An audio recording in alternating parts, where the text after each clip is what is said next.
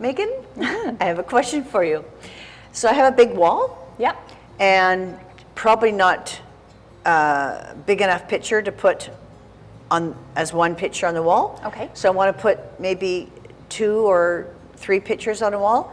Can I mix themes? Can I do abstract with landscape or portraitures? What do I do in that case? You can absolutely mix themes.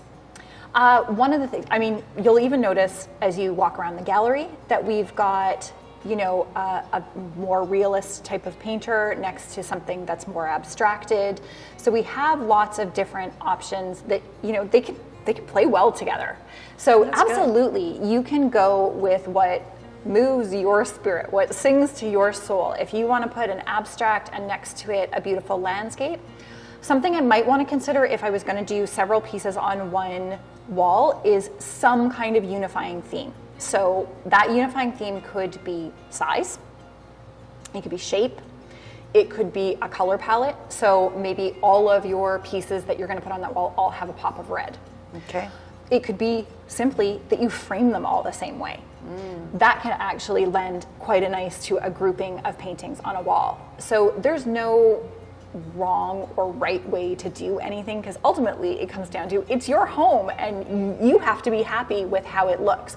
But if you're looking for, you know, advice in terms of styling that and what works well with each other, framing can be super unifying. Some people like to do that, in fact, all the way through their home. So even though the paintings aren't even in the same room, they have a similar frame, and so it carries room to room and sort of gives the house a nice flow that way.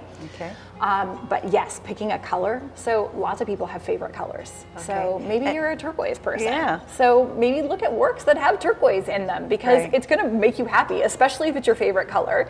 So imagine waking up every day, even if it's, say, the grays of February, where, you know, no one really wants to get out of bed. They just want to burrow under the blankets with coffee and a book and just, that's it. That's how I want to spend the day. But if you get up and you're greeted with, you know, a beautiful sunny painting that has your favorite happy turquoise in it, a lot more motivating to, Right. you know, maybe get out from underneath the covers. Or Right. not, you know, maybe you have a turquoise piece in your bedroom and that just gives you more reason to lounge around in there. Good, yeah. How do you frame these deep canvases? So there's lots of ways to do that. We have really left our pieces in the gallery unframed because it's really up to the client how they want to do that.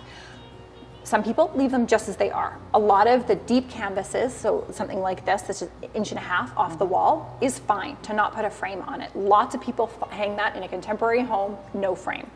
Our most popular, like 90% of people who frame, do a black floating frame. So it simply sits behind the piece. There's about a little over 1/4 inch all the way around of space, and then a tiny little frame. It's kind of the tuxedo or the black dress on the painting, if you will. So it sets at the back? It sets at the towards back, and it doesn't cover any edge of the painting. So you Right. don't miss any detail Right. on the piece. So that's our most popular choice. Good. But again, you can go in a more traditional home. So if you have a more traditional styling, it's less contemporary and you want to keep to that more traditional, you can do a linen liner with a frame on that. And then honestly, on the frame part, the sky's the limit. You could go from white to gold and literally any color in between in the rainbow.